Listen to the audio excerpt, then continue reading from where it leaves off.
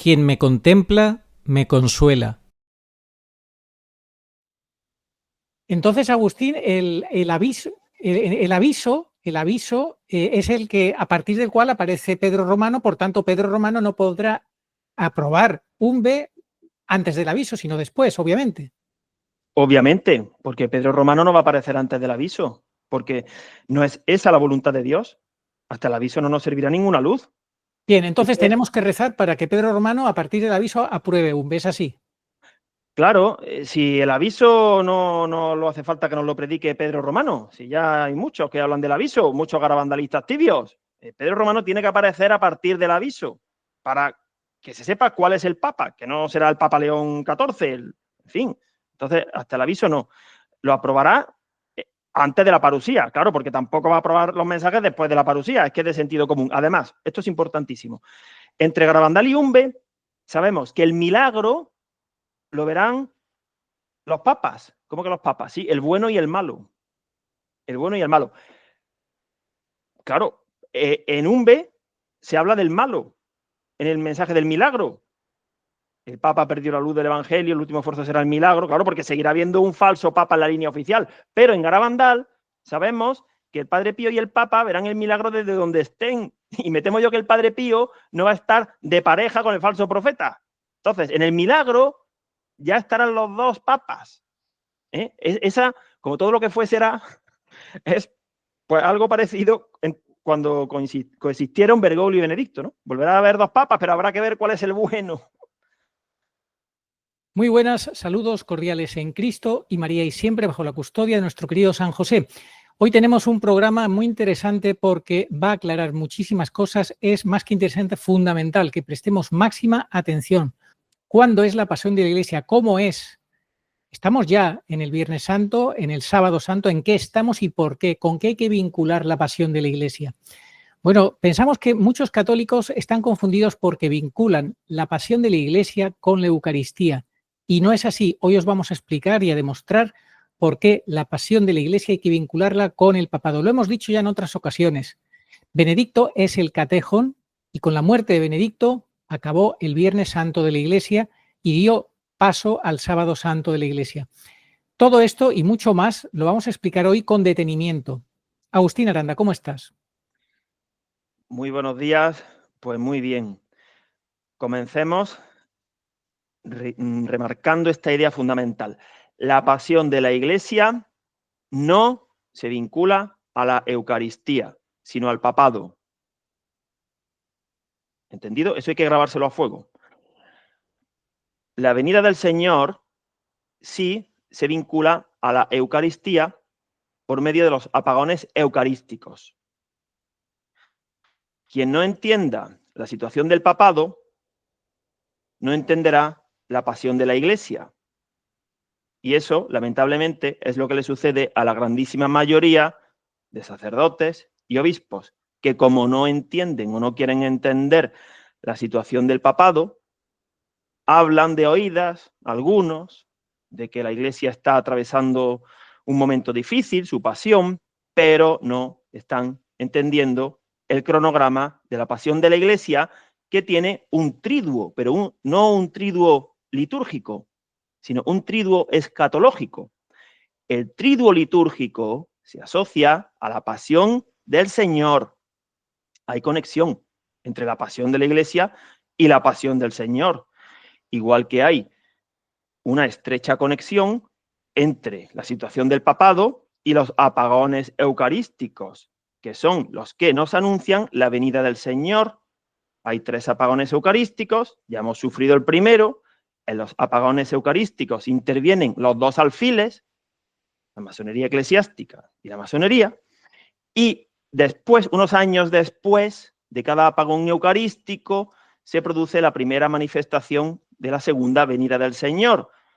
El aviso se producirá unos años después, tal vez 7, ya veremos, ya llevamos 5 y pico, desde el primer apagón eucarístico que en comandita los 2 alfiles produjeron. Cuando tengamos el segundo apagón eucarístico, que todo apunta a que el honor le va a corresponder a Preboste, coaligarse con el alfil político, con la guerra, la crisis, las amenazas, a los varios años siguientes tendremos los arrebatamientos, la parusía.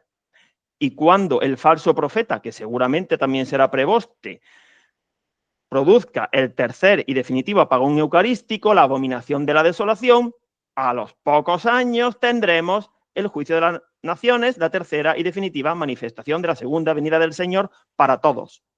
La supresión del sacrificio perpetuo, el tercer apagón eucarístico es la supresión del sacrificio perpetuo, es el cumplimiento de la profecía de Daniel.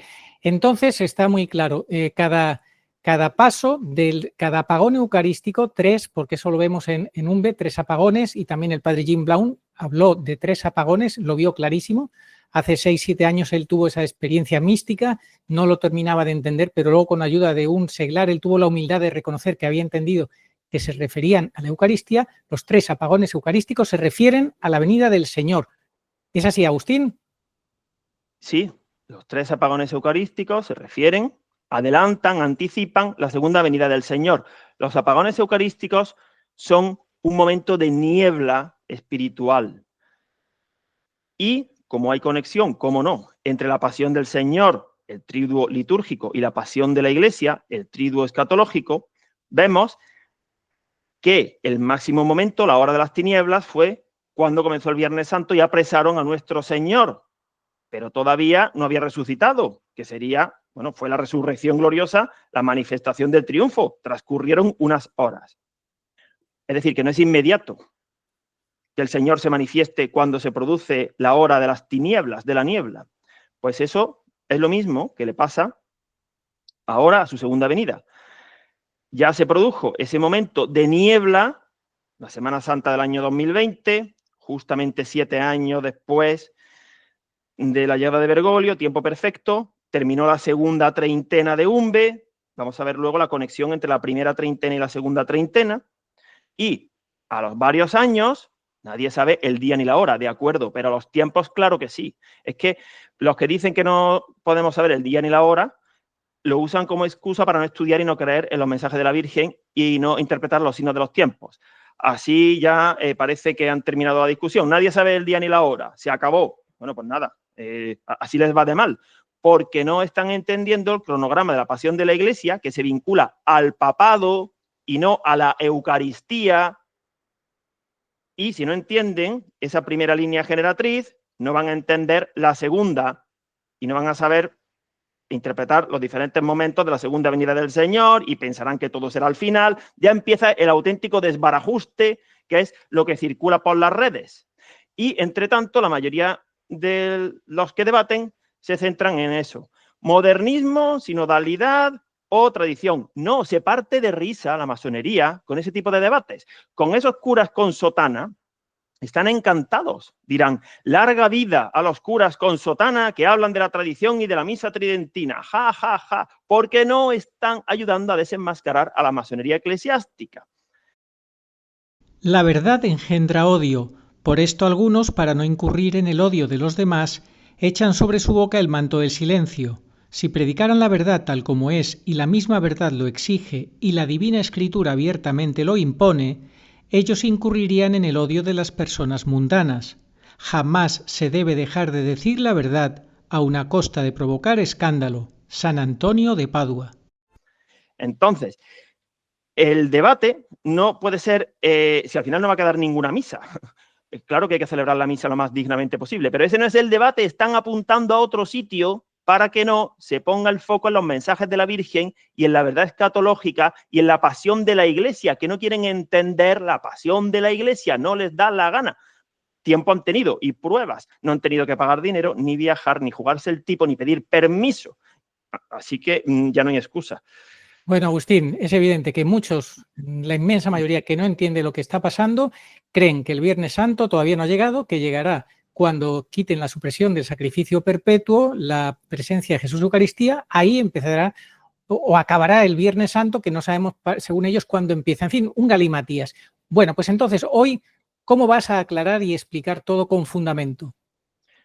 Sí, antes de decirte eso, claro que es un galimatías, porque muchos dicen que el Viernes Santo de la Iglesia comenzará con la parte más dura, cuando supriman el sacrificio perpetuo, y además ellos asocian que todos tendremos que ir a la gran tribulación, a los 3 años y medio últimos, no entienden que ya estamos, no en la persecución de los 1260 días, pero sí en una fase previa, igual que en el primer apagón eucarístico. Eso fue persecución para los verdaderos católicos, que nos privaron de la misa, de los sacramentos.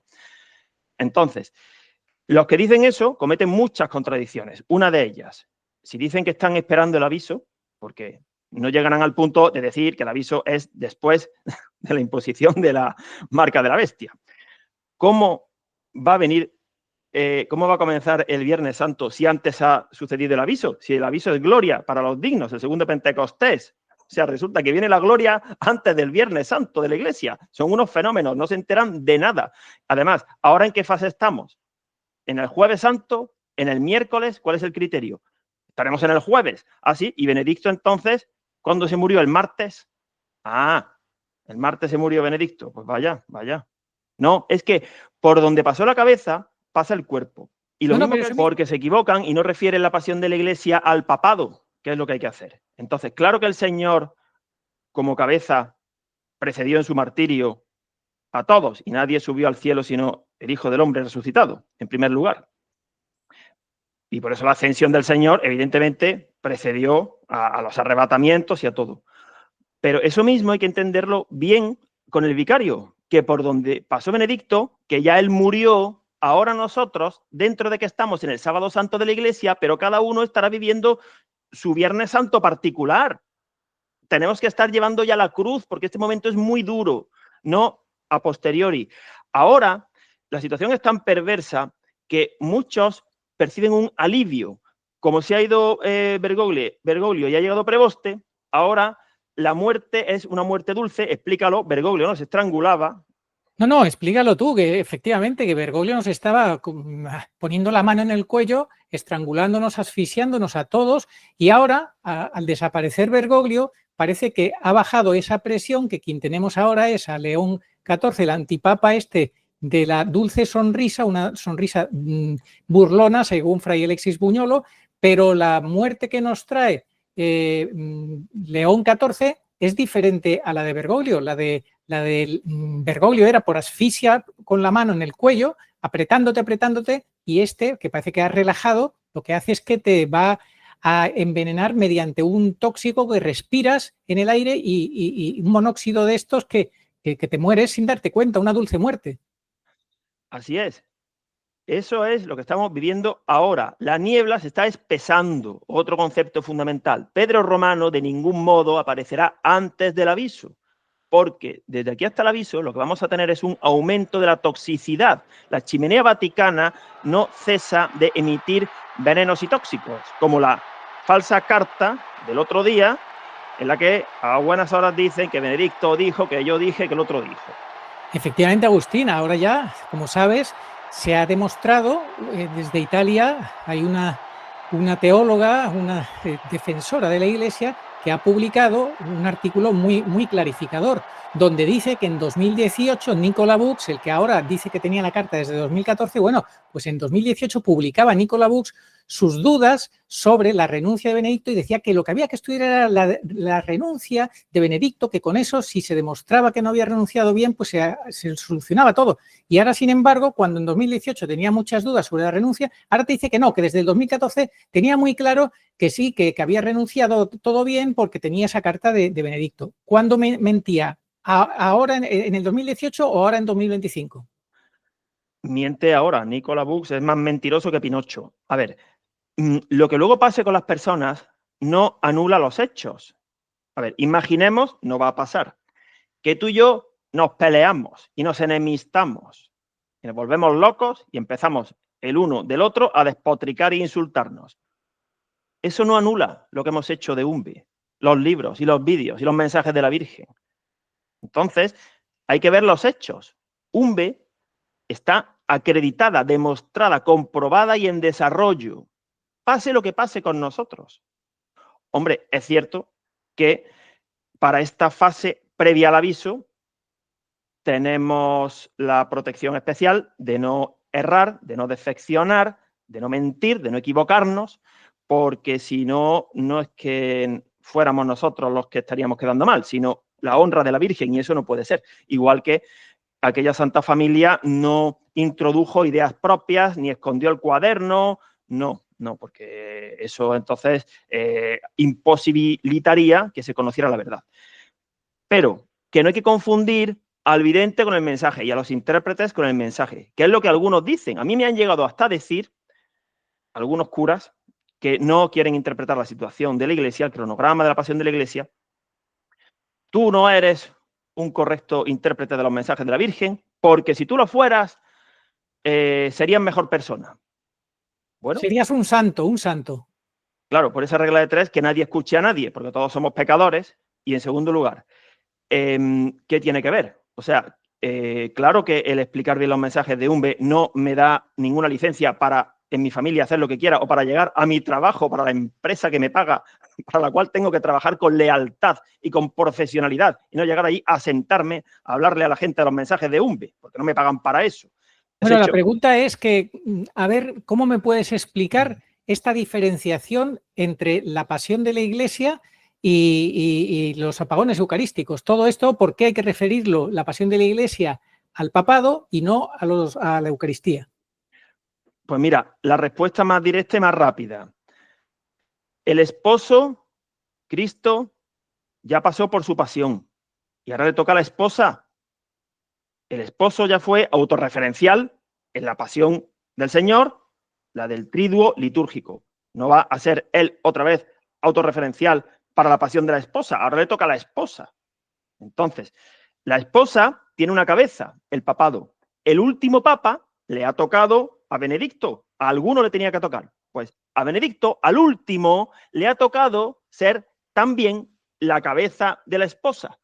Totalmente, Agustín, y recuerda que él en Últimas Conversaciones con Peter Sewell del año 2016, en ese libro, que es una biografía autorizada, sus palabras están autorizadas, él dice cuando le pregunta, ¿podría ser usted el último papa de la lista de San Malaquías? Él dice, ¿podría ser? Claro, no te dice sí soy yo, porque claro, pero ya decir podría ser te está diciendo que Bergoglio no lo es y que Bergoglio no es papa. En el libro con Peter Sewell hay dos frases que dice Benedicto que son palmarias, tumbativas. Dice, un caso como el mío no se ha producido en los últimos 1000 años de la Iglesia. Y uno mira, el otro día, el italiano Andrea Chonchi, ¿no? Como que no, se está refiriendo a Benedicto VIII, que estaba en sede impedida. Y otro más claro aún, le dijo a Peter Sewell, mi situación se refleja en el libro del profeta Jeremías. Dice Jeremías a Baruch, yo estoy impedido, no puedo entrar al templo, a la casa del Señor, más claro, el agua. Para que ahora llegue Nicola Bux, Pinocho Nicola Bux, a decir que en el bolsillo de un abrigo se ha encontrado una carta. Vaya hombre. Y la gente se lo cree encima, y todos lo publican. Es la niebla que emana la chimenea tóxica del Vaticano, que ha intensificado sus emisiones cuando ha llegado Preboste, pero ahora, como decíamos antes, está emitiendo un monóxido que no se huele, es la muerte dulce. En lugar de estar repartiendo sogas para que la gente se ahorque y abandone y se vaya con los protestantes o lo que sea. Efectivamente, ahora está todo el mundo encantado, embobado con este que va vestido de papa y como más arregladito y más civilino, más educadito, pero están inhalando pues esto que te produce una muerte, ese gas que te asfixia de una forma dulce y tú te quedas dormido y cuando te quedas dar cuenta puede ser tarde. Lo dijo el Padre Pío y que cuando quieran darse cuenta será tarde, Agustín. Y en UMBE también se advierte que cuando quieran creer será tarde. Se están tomando a risa, a broma, a la Virgen, Agustín, con eso de que no es de obligada fe. Sin embargo, se está demostrando que como reina de los profetas es la única que tiene la llave para entender lo que pasa en esta última prueba. Así es, no están tomando en serio a la Virgen y por eso no se enteran. La Virgen y Benedicto son dos personas y gracias a ellos estamos entendiendo la situación. A Benedicto le ha tocado la doble presencia, digamos, él es otro Cristo, el Papa es otro Cristo y es cabeza de la Iglesia. Entonces, está en las dos pasiones. de la Iglesia. Si vemos la figura de Benedicto, vemos como en Umbe está en los dos momentos de muerte, la suya propia y la del Señor. Y la Santísima Virgen María igual está presente en los dos momentos, en el Calvario, el triduo litúrgico, que todos los años se rememora en la Semana Santa y en cada Santa Misa, y también está ella presente en la muerte del vicario. En las dos no se pueden separar la muerte del Señor de la muerte de Benedicto. Y además, en una vemos la muerte del otro, y en la del otro, la del primero. Y vamos a explicar por qué. Efectivamente, Agustín. Entonces, el Señor, podemos decirlo con esta frase, el Señor y Benedicto son los que definen los dos triduos, el litúrgico y el escatológico respectivamente. Eso es lo que creo que despacito me gustaría que explicaras a toda la audiencia. ¿Por qué el Señor y Benedicto son los que definen los dos triduos, el litúrgico por un lado y el escatológico o de ya fin de los últimos tiempos de venida del Señor? Bien, el del Señor no lo voy a explicar, está más que explicado desde hace 2000 años por la Santa Madre Iglesia. El Señor define el triduo litúrgico. Y Benedicto, el triduo escatológico, que explica la pasión de la Iglesia. Por eso la pasión de la Iglesia hay que referirla al papado, no a la Eucaristía. Y por eso la figura es el último papa, Benedicto. Entonces... Hombre, por algo, perdona, por algo insiste tanto la Biblia sobre el catejón, la importancia del catejón, de determinar, decir, ojo, ese es el catejón. Si sabemos cuál es el catejón, tenemos ya la pista definitiva. Eso es. Entonces, vamos a ver la muerte de Benedicto. La muerte de Benedicto en Umbe, todo esto lo sabemos por las Mariofanías de Umbe. La muerte de Benedicto en Umbe se representa el sábado 3 de enero del 70. Antes de que se me olvide. Benedicto en Umbe, su muerte se representa sábado 3 de enero del 70. Sábado 10 de febrero del 90. Y él murió un sábado 31 de diciembre del 22. Y nació un sábado santo. El sábado es el día en el que la Santísima Virgen María, especialmente, saca las almas del purgatorio, y el día dedicado a ella, especialmente a la Señora del Sábado Santo. Eso puede ser casualidad. Tú sabes, yo que, en fin, me gustan los cálculos. ¿Cuál es la probabilidad de que esos tres eventos sean en sábado y haya nacido un sábado santo? Pues yo creo que es una posibilidad prácticamente imposible, mucho más remota de que te toque la lotería, ¿no? Muchísimo más remota. Es muchísimo más fácil acertar la fecha de la parusía y la hora a que eso sea casualidad. Una probabilidad entre 126.000 prácticamente. Es como si yo te digo que aciertes un número que tengo yo aquí apuntado en un papel del 1 al 126.000, tú lo aciertas y yo trato de convencer a la audiencia de que has acertado, que no lo sabías. Bueno, la gente tendría que desuscribirse del canal por mentirosos, ¿verdad? Claro que, pues eso es lo que pasa, que esto no puede ser casualidad ni fruto del azar. 3 de enero se representa la muerte de Benedicto en Umbe. Y ahí está la Santísima Virgen, en esa escena, es el velatorio, en el velatorio 2 velas que vinieron del cielo, no es que fueran a una tienda de las provincias vascongadas a comprar velas. Efectivamente, ahí se ve la sobrenaturalidad de esa mariofanía. 2 velas que vienen del cielo porque nos traen un mensaje. ¿Cuál es el mensaje?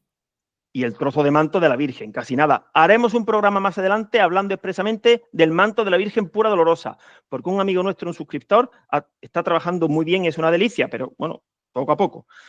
Entonces, ese sábado 3 de enero del 70, al paso de la Virgen, se apagó la vela del Ministerium. La del Munus jamás dejó de lucir. Y esa vela del Ministerium siguió luciendo cuando la encendieron los seglares, porque de primera la encendieron las 2 velas el párroco, el clero, pero ya para la segunda es como que eran los seglares los que se estaban dando cuenta de que algo raro pasaba, algunos seglares. Y entonces Felisa fue y encendió la vela del Ministerium y estuvo luciendo en agonía 3 horas. ¿A qué nos recuerda que alguien, el Señor, estuviera 3 horas en agonía cuando se hizo de noche en la cruz? A la muerte del Señor. Es decir, ahí vemos que la muerte de Benedicto nos remite, se vincula a la del Señor. Seguimos. Se extinguieron las 2 velas. Murió Benedicto, a la vez, la del Ministerium y la del Munus. Y fue la Santísima Virgen la que ella se quedó allí, al frente de la iglesia y sigue estando al frente de la iglesia. Y en ese momento salieron muchas almas del purgatorio porque sabemos por Umbe que Benedicto es santo súbito.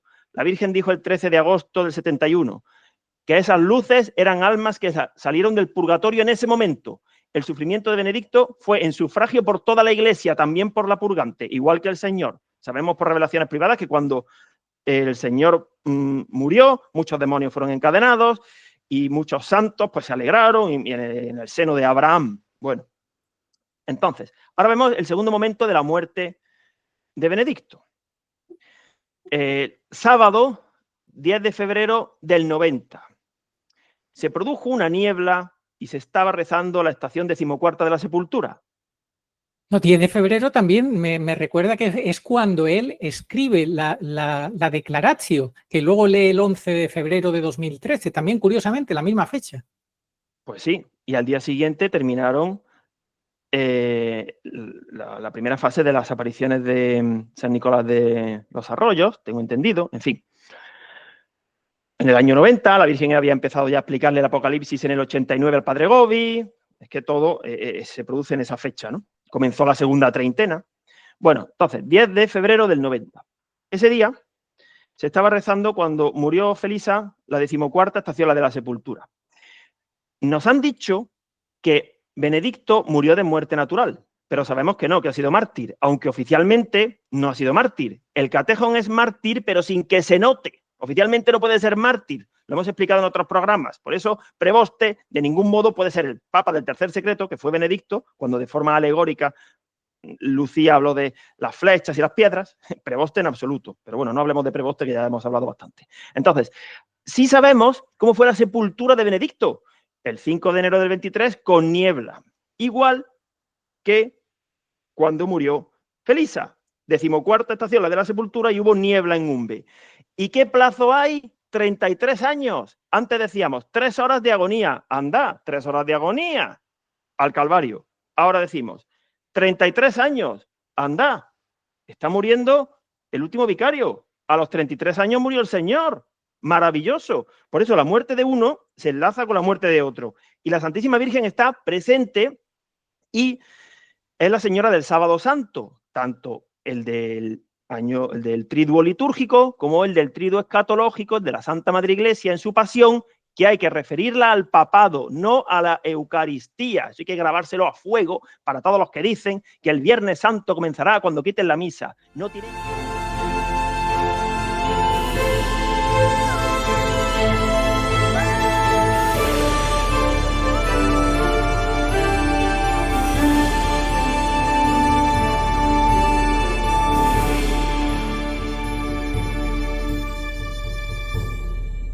Es que esto lo hemos entendido gracias a la Virgen, pero después de cientos de horas, porque de acuerdo a las parábolas del reino, las cosas no son de repente. Y si la Virgen dice que viene el reino de Dios y que el Señor reinará, pues en un abrir y cerrar de ojos no te vas a enterar de esto.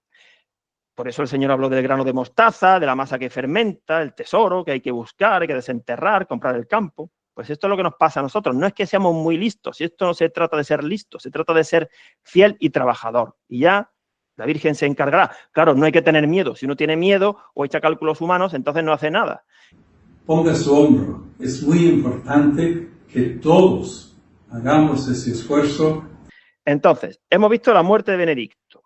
El 10 de febrero, sábado del 70, perdón, el 10 de febrero, sábado del 90, 33 años antes, y el 3 de enero, sábado del 70. Vale. Seguimos viendo ahora esas dos muertes que dan paso a los sábados santos. También cómo se ve que la Santísima Virgen es la Señora. Cuando terminó el Viernes Santo del año 70, el 27 de marzo, le tomaron una fotografía de las gafas a la vidente y la revelaron. En esa época no había teléfonos móviles, más tarde ya habría empezado el Sábado Santo litúrgico. Claro, es que ve hablar del Sábado Santo litúrgico. Y vieron 2 cruces en las gafas. Esas 2 cruces son las venidas del Señor que suceden en el Sábado Santo de la Iglesia, del triduo escatológico, la del aviso y la de la parusía, pero no suceden justo al día siguiente de que se haya muerto Benedicto. O sea, el aviso no fue el 6 de enero, después de la sepultura de Benedicto, pero viene a continuación. Igual que, hemos dicho antes, que la resurrección, la sábana santa, no recibió el fogonazo justo cuando cerraron el sepulcro y pusieron la piedra, ¿no? En fin, pasó un tiempo. Pues esto es lo mismo. Entonces, ahí que el sábado santo litúrgico del año 70 se vean las dos cruces en las gafas, vengo por mis hijos, vengo por toda la humanidad, la señora del sábado santo nos está otra vez demostrando la vinculación que hay entre el triduo litúrgico y el triduo escatológico, pero cada uno se refiere, uno al esposo y otro a la esposa en la cabeza del vicario. Clarísimo, Agustín, clarísimo, clarísimo. En fin, yo creo que todo esto es para meditarlo con calma, para ver el vídeo todas las veces que haga falta. Si no se entiende, se vuelve a escuchar poquito a poco, se leen los mensajes, se medita tranquilamente y se llega poco a poco por la gracia, porque esto, como todo, le pasó a los discípulos de Maús, tenían el entendimiento embotado. Hasta que el Señor no les dio la gracia y les abrió el entendimiento, pues no entendieron, no se dieron cuenta de cuál era la verdad. Agustín, yo creo que hay que pedir esa gracia. Al final esto es un problema de humildad, ¿no te parece? De ser como niños. Sí, de humildad y, bueno, pues de paciencia, de mantener la fe, de oración. Bueno, es que no es fácil porque uno además, como tenga mucho celo, se acelera un poco, que es lo que me pasa a mí, porque a mí el celo por la defensa de la Iglesia y por que se conozcan los mensajes de la Virgen pura y dolorosa, que sufre mucho, pues a veces me hace ser un poco vehemente. Pero bueno, lo importante es el mensaje, porque hay otros que hablan de forma muy suave, pero si explican mentiras, ¿de qué vale eso, no? Bueno, usen sus mascarillas, observen las normas de las distancias sociales, busquen. También vemos en un B las dos treintenas que van de la mano con esto. En un B hay dos treintenas, la primera señaladamente comenzó cuando terminaba el día de la Anunciación de 1941, 25 de marzo de 1941, cuando Felisa vio a la Virgen a la tercera, las dos primeras veces no, la tercera sí. Entonces la Virgen apareció justo cuando estaba terminando la primera anunciación, para ser ella quien anuncia la segunda venida del Señor, igual que ella fue anunciada por San Gabriel, ahora es ella la anunciadora de la segunda venida de su Hijo. Bueno, ¿cuándo terminó la primera treintena? Terminó el 25 de marzo de 1971, y a Felisa, es decir, a nosotros, se nos mostró la escena en la que quedaba poco para que el Señor muriera. Estaba próximo a ser crucificado. 25 de marzo de 1971. Bien, además ahí vimos que la Virgen iba vestida, como era Viernes Santo todavía, con un atuendo diferente, de morado, que hace referencia, dicen también, puede ser al escapulario, en fin, de Marijulia Jaeni, pero bueno, eso es otra historia. Es decir, que no era Sábado Santo todavía. Bueno, terminó la primera treintena y quedaba poco para que muriese el Señor. De acuerdo. Y ahora, la segunda treintena terminó señaladamente en la Semana Santa del año 2020, porque comenzó en marzo del 90, tras la muerte de la vidente, de Felisa. Entonces, cuando terminó la segunda treintena, ya quedaba poco para que muriese Benedicto, comparativamente, 2 años y 8 meses. Es lo mismo, exactamente lo mismo. Entonces, seguimos en el Sábado Santo de la Iglesia, pero la situación es más grave aún, porque ya no está Benedicto y además ya no está Bergoglio. Ahora viene la muerte dulce del monóxido de carbono. Entonces, en este tiempo posterior a la segunda treintena, vamos a ver en el Sábado Santo de la Iglesia las dos cruces de las gafas de Felisa. Vengo por mis hijos, el aviso, y vengo por toda la humanidad, que son manifestaciones parusíacas que suceden después de los apagones eucarísticos. Por eso, la segunda venida del Señor hay que referirla a la Eucaristía, a los apagones eucarísticos, no al Papa. Pero la pasión de la Iglesia, el triduo escatológico, sí hay que referirlo al último vicario, a Benedicto. Y hemos demostrado cómo hay una estrechísima correlación entre una y otra. Porque además, ¿cuándo terminó señaladamente la segunda treintena? Lo dice el mensaje central de UNBE, de jueves a Viernes Santo. Si no se nos hace más caso, dentro de 30 años señaladamente, de Jueves a Viernes Santo, cuando Bergoglio, en cooperación con otro alfil, se cargó el triduo pascual, el triduo litúrgico, por una mentira plandémica, que Prevoste dijo, muy importante, pongan su hombro. El tío, nocivo y tóxico, pues ahí ya empezó, lo entendimos un poquito después, claro, en el año 21, el tiempo de irreversibilidad. Entonces, estamos en un momento de irreversibilidad. Aquí no vamos a tener ninguna luz, ninguna solución eclesiástica. Ya no digo sinodal, ni siquiera con buena intención de restaurar la liturgia o de que llegue tal o cual gobierno a un país en Europa y entonces consigan que se vaya la bruja de un von der Leyen y volver a hacer una Europa cristiana. No, eso no va a suceder. Estamos ya en un momento de irreversibilidad y vamos hacia los momentos de la segunda venida del Señor, el aviso. Y quien no esté en gracia en el aviso, lo va a pasar fatal. Así que hay que pedir perdón a Dios, pero ¿qué hacen los curas? Los curas no creen, los curas no explican, los curas y los obispos ocultan. Nos dicen herejes y se ríen de nosotros. A mí hay un cura que todos los días me pone mensajes y se burla de mí, se ríe de mí, por esto de las apariciones. Agustín, a ver si también se burlan los curas del Evangelio del pasado domingo, que decía: tened ceñida vuestra cintura y encendidas las lámparas, vosotros estad como los hombres que aguardan a que su señor vuelva de la boda para abrirle apenas venga y llame. Bienaventurados aquellos criados. Fíjate que estas primeras frases las dice en tono imperativo, tened ceñida la cintura, etcétera, etcétera. Bienaventurados aquellos criados a quienes el Señor al llegar los encuentre en vela. En verdad os digo que se ceñirá, los hará sentar a la mesa y acercándose les irá sirviendo. Y atención a esta frase, Agustín, que quiero que me la expliques. Y si llega a la segunda vigilia o a la tercera y los encuentra así, bienaventurados ellos. Pues que la venida del Señor no será de repente, según cada uno. Hay que estar cuanto antes esperando al Señor, no sabemos el día ni la hora. Pero eso de la segunda vigilia o la tercera, ¿no lo podríamos identificar también de alguna forma con el segundo momento de la segunda venida y la tercera con el juicio de las naciones? Totalmente, totalmente. Es así, lo leímos hace poco. La segunda venida del Señor, la parusía, que previamente tendremos el aviso y el milagro. Y la tercera, el juicio de las naciones.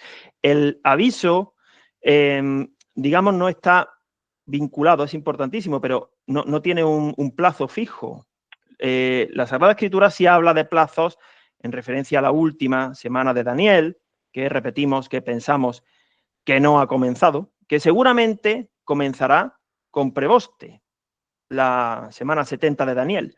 Pero pensamos que no ha comenzado, ¿por qué? Porque lleva 3 meses ya Prevoste y todavía la persecución no se hace notar. Estamos grabando estos vídeos, pero pronto comenzará. Cuando la cosa empiece muy mal, seguramente esa semana de Daniel comenzará cuando Prevoste pues confirme un pacto con muchos y al poco tiempo comenzará la persecución. En una primera fase espiritual, a lo mejor ya no podemos ir a misa, segundo apagón eucarístico en el entorno del aviso y más adelante, después del aviso, seguramente se incrementará esa persecución hasta el punto de llegar a ser sangrienta. Pero, Agustín, el tema de cuando empiece la persecución o lo que sea puede ser discutible o dudoso o lo que quiera que sea, pero lo que no va a ser dudoso, desde luego, va a ser el día del aviso. ¿Qué antes y qué después podemos decir que va a suponer la llegada del aviso? ¿Qué antes y después? ¿Y cómo nos sitúa eso con respecto a la última semana? Pues para el aviso miramos el mensaje previo al aviso en Umbe, 4 de junio del 71. La Virgen habla de que la bendición del Papa no detendrá la catástrofe, porque como no es Papa, con Bergoglio pensábamos que era porque ni siquiera era sacerdote. Pero hemos dicho que la Santísima Virgen solamente habla de un Papa injusto, fruto del segundo cambio de Papa, el golpe de Estado a Benedicto, para no hacer más compleja la comprensión, porque si no, algunos hubieran dicho que Bergoglio era bueno, que el siguiente era falso profeta, o que Bergoglio era el catejón, o que ya Bergoglio era el falso profeta, en fin, un lío, ¿no? Entonces, antes del aviso, la bendición del Papa no detendrá la catástrofe. Luego, se avecina un momento muy duro. Eso también en el mensaje propio del aviso del 22 de junio, la Virgen habla de guerras. Salvaré de las guerras a España, de catástrofes y enfermedades, que son... Sí, pero mi pregunta es, como lo que no sabemos exactamente es cuándo empieza la persecución, porque puede haber discusión sobre eso, pero el aviso no hay ninguna duda. Llega el aviso, todos lo vamos a vivir, estemos donde estemos. Entonces, una vez que ya tenemos determinado el primer momento de la segunda venida, de los 3 momentos, aviso, arrebatamientos y juicios de las naciones, ¿de qué manera ese aviso, que ya sí que es objetivo e indiscutible y todos tenemos que decir, sí, ha venido el aviso? Eso, ¿cómo ya nos sitúa en lo que queda de semana? ¿En qué punto estaríamos? ¿Y qué significaría? Sería un error decir que el aviso da inicio a la semana, porque entonces sabríamos el día de la parusía, porque el aviso sí va a ser algo evidente. Es como la muerte del Catejón, sucede un día, pero lo otro no está tan claro cuando comienza la persecución, porque previamente ha tenido que comenzar la semana 70 de Daniel y no van a salir del Vaticano con una campanilla, se hace saber que el Papa León XIV ha firmado el pacto con muchos y comienza hoy la semana de Daniel. No. Pero entonces el aviso es después de que ha empezado la última semana. Claro, yo pienso que incluso después de que comience la persecución, a ver, el orden es, comienza la semana, al poco, no mucho, comienza la persecución, pero una persecución que no se notará y dependerá a lo mejor de en qué momento tal conferencia episcopal empiece a implantar el cambio. Es que no va a estar tan claro, porque tendremos que estar atentos, será un poco interpretable, pero las suficientes pistas como para que mantengamos la atención escatológica. Pero si en lugar de eso la gente está en oración con el Santo Padre León XIV, está contribuyendo a la niebla y no solamente no se están preparando para el aviso, sino que están empecatándose más todavía. Bueno, y una vez que comience la persecución, ya seguramente pensamos que llegará el aviso. Después del aviso habrá un tiempo de pausa aparente, porque los católicos seguirán en persecución dándose cuenta de cómo está la iglesia y que a lo mejor han muerto familiares, en fin, eso va a ser duro, muchos morirán. Y luego, posteriormente, puede ser cuando aparezca ya el político, el anticristo político, entonces ya sí comenzará la persecución. Y dirán... Y el milagro también. Sí, el milagro dentro del año posterior al aviso. Pero el aviso y el milagro no se vinculan por fecha a la última semana de Daniel y tampoco a la parusía, ni siquiera a los momentos del Triduo Pascual, porque ya estamos en el Sábado Santo de la Iglesia. Lo que pasa es que dentro del Sábado Santo de la Iglesia estamos llamados a ser primicias, a ver pronto al Señor, a ser como las santas mujeres que fueron prontito a ver al Señor, ¿no? En fin, no todo el mundo lo vio a la vez, al resucitado. Entonces, el milagro será el último esfuerzo del cielo, por supuesto, antes de la mitad de la semana, porque en la mitad de la semana viene la imposición de la marca de la bestia y la abominación desoladora y el culto a Satanás. Y poco después vienen los arrebatamientos. Por eso, en el anterior programa dijimos que la mitad de la semana de Daniel precede a la parusía. La mitad de la semana de Daniel precede a la parusía. Claro. Bueno, no sé si querías hablar... Ahí estaremos en plena persecución. Sí, no sé si querías hablar también de la Virgen que va de luto para manifestar el momento que más domina en todo este tiempo, que es lo que la Virgen quiere que nos centremos en el Sábado Santo para prepararnos para la parusía. Sí, de entrada en Umbe, en el año 69, la Virgen apareció el Viernes de Dolores. Viernes de Dolores, casi nada. Y, bueno, pues ella es la señora del Sábado Santo, lo hemos repetido y hemos hablado de todos los mensajes. Entonces, ese es su papel, Principalmente, ella, cuando no hay vicario, pero porque la masonería eclesiástica ha asesinado al papado. Heriré al pastor y se dispersan las ovejas es lo que ha pasado con Benedicto. Claro, ¿cómo vamos a esperar a que hieran a quién? ¿A Preboste? Si Preboste no es pastor.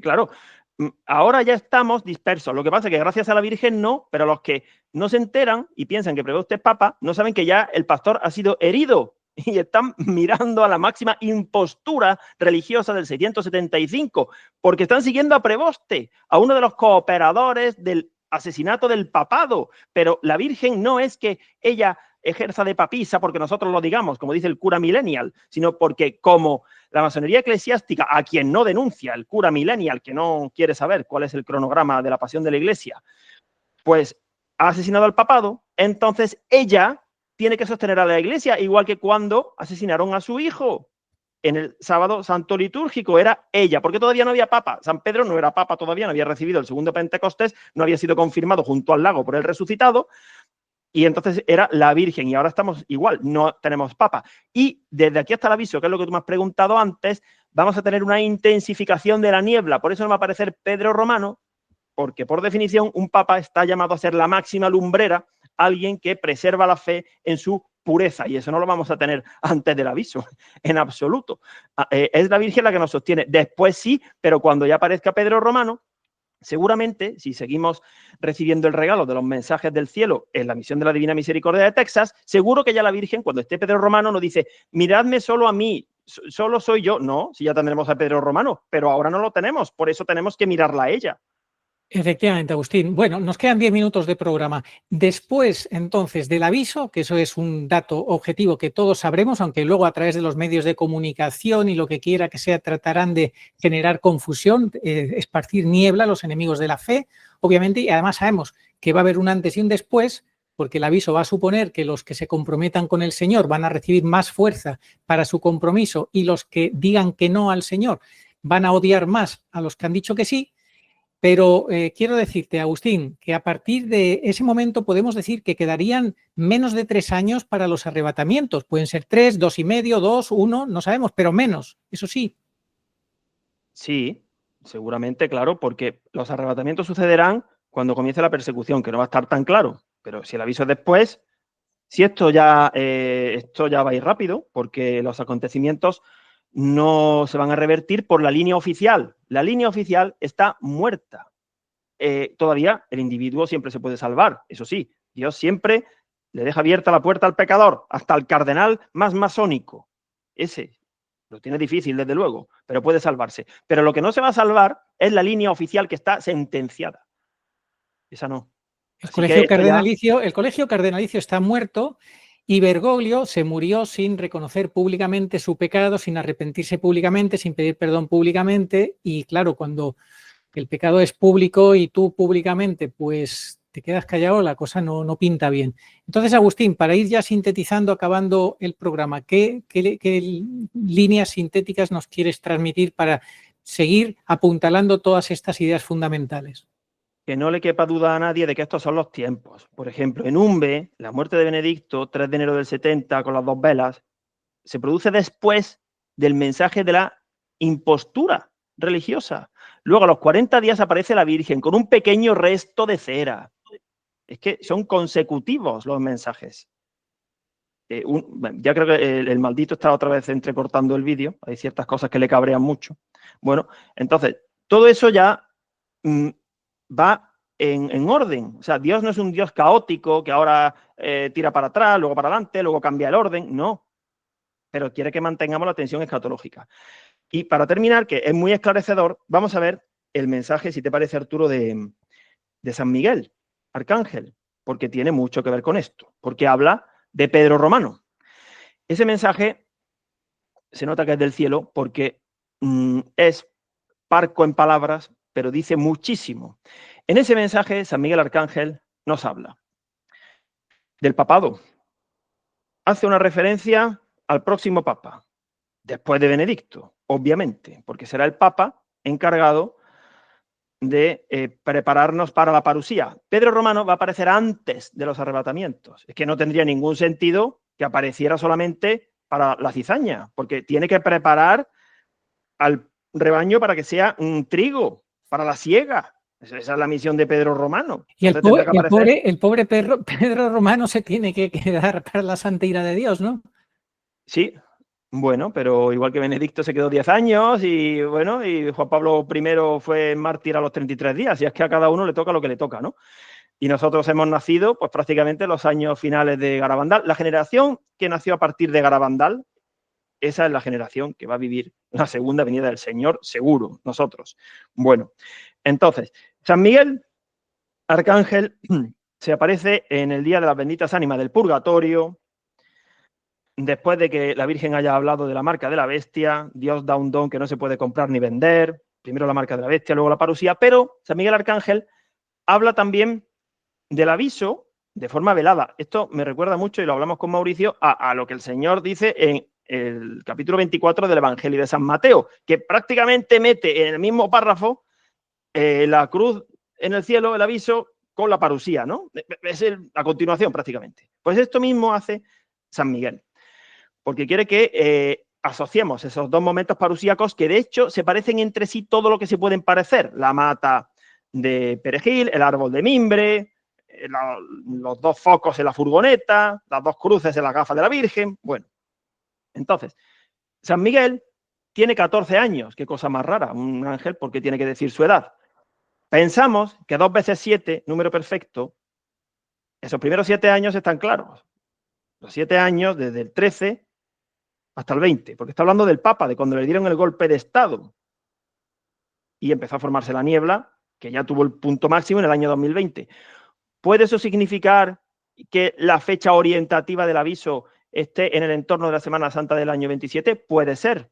Nosotros habíamos dicho, y no era un error, porque hubo un pesado que dijo, tú dijiste que iba a ser en la Semana Santa del 25. No, nosotros lo que hemos dicho y mantenemos es que en Umbe, entre la muerte de Benedicto y el aviso transcurrieron 2 Semanas Santas. Así que por si acaso había que estar preparado, porque más vale, como decía Castellani, estar preparado esperando al Señor y que se retrase. Bueno, el Señor vendrá cuando Él quiera, no nos va a pedir permiso. A lo contrario, que es lo que creen muchos, que tarda mucho en llegar y no están preparados. Entonces, cada vez queda menos. Eso es de perogrullo, pero como para la muerte de un individuo, cada día le falta un día menos para morirse.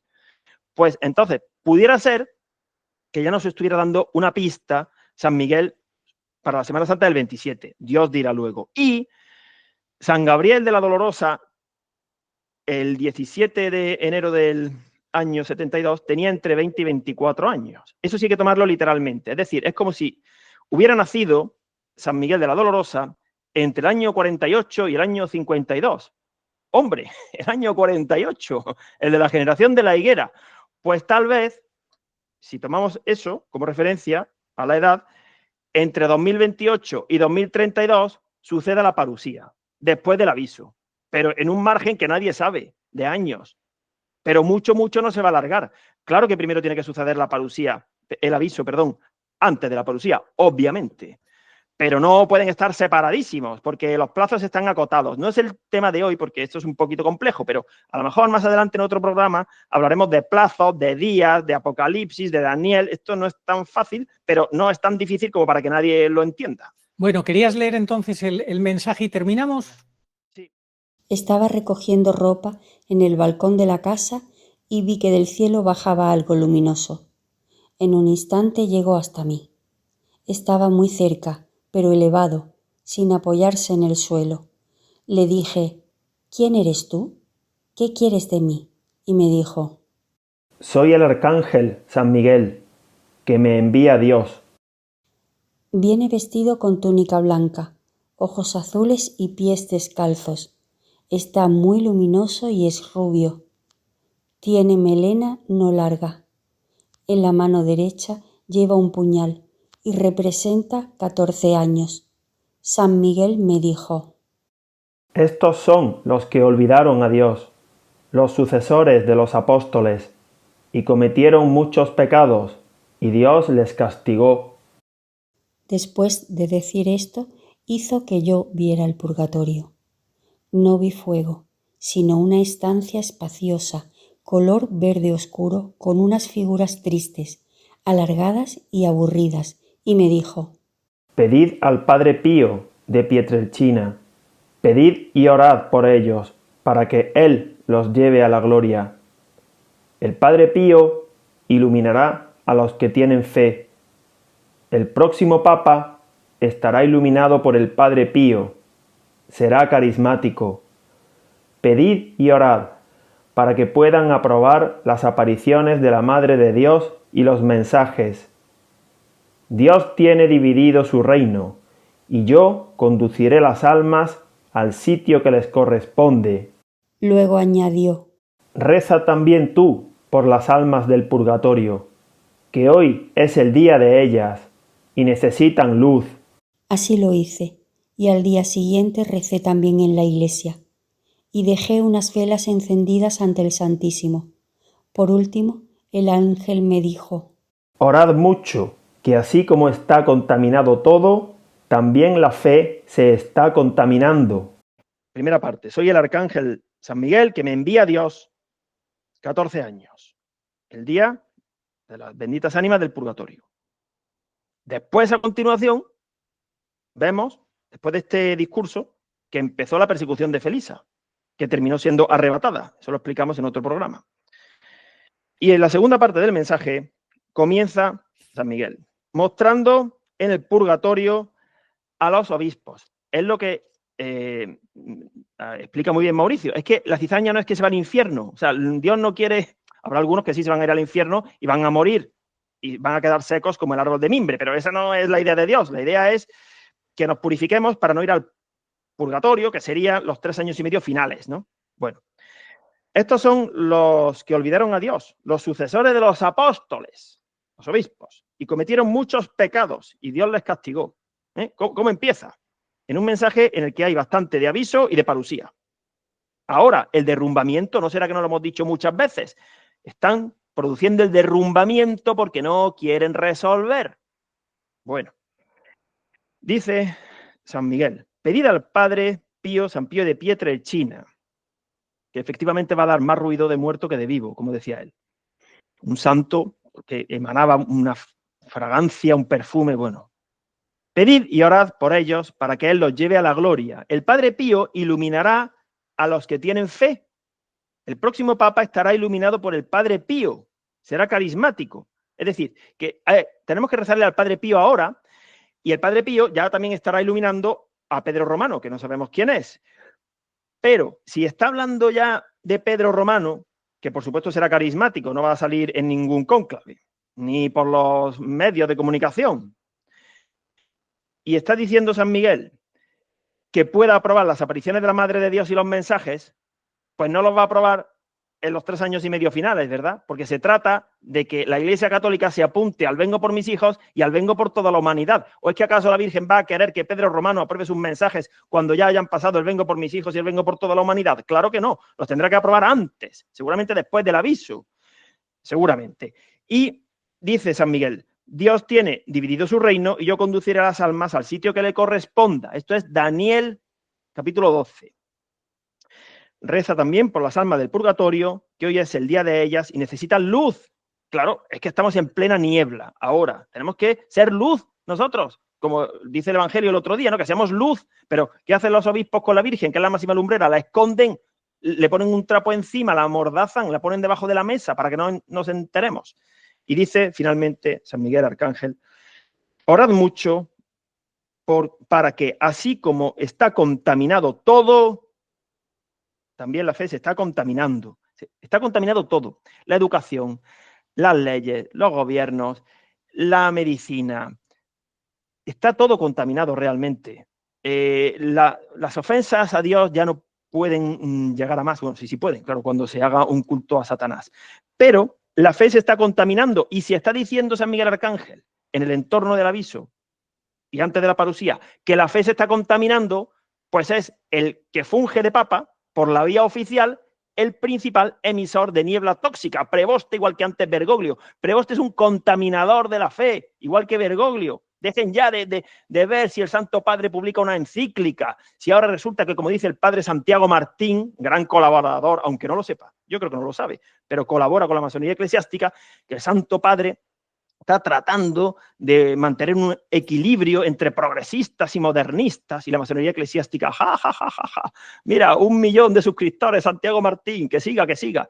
Claro, la masonería eclesiástica quiere eso, igual que ahora quiere frenar a los progremodernistas. A esos ya no quieren que se emocionen porque, a ver, Bergoglio hizo perder a gente, porque muchos abandonaron. No, ellos no quieren eso. Ellos quieren, la masonería eclesiástica quiere que los modernistas sinodales, todos estos heréticos, se apacigüen un poquito, para no perder público. Ellos quieren cambiar la soga por el monóxido de carbono y quieren que los de la sotana estén contentos con el Santo Padre León XIV. Eso quieren. Como por ejemplo el padre Olivera Rabasi, que el otro día estaba encantado con León XIV. Olivera Rabasi con su sotana, encantado con León XIV y todos otros. que hay. Por eso hay un mensaje en Umbe en el que se ven curas con sotana, después del aviso, llorando en Umbe, celebrando la Santa Misa, con los brazos levantados al cielo. ¿Qué hemos perdido? ¿Qué hemos perdido? Nos llamaste y no te respondimos, pero aquí nos tienes ahora. Bueno, que se enmienden antes de la parusía, porque como no se enmienden, ni en el aviso, ni con el milagro, ni con la parusía, van camino de la condenación. Yo tengo un buen amigo mío, sacerdote, que viste sotana y es oficialista. Y yo le digo, pues tiene un gran corazón, nos queremos mucho. Digo, vas camino de la condenación. Así de claro te lo digo. Vas camino de la condenación, de irte al infierno. Hombre, eso no se lo puedo decir a todos, porque me bloquean, algunos me bloquean, aunque no les diga nada.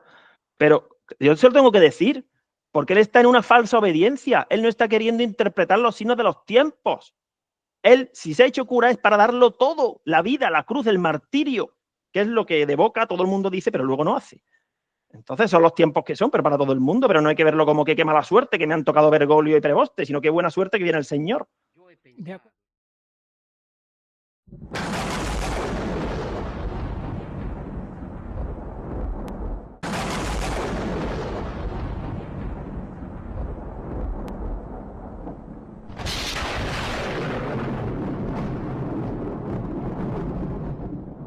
De acuerdo, Agustín. Pues nada, este es el mensaje, el llamado a asumir, a aceptar la cruda realidad, que no hay que verlo en plan negativo, sino todo lo contrario. Se acerca nuestra liberación. Entonces, con esperanza escatológica, de esperanza sobrenatural de que viene el Señor, que está cerca el Señor.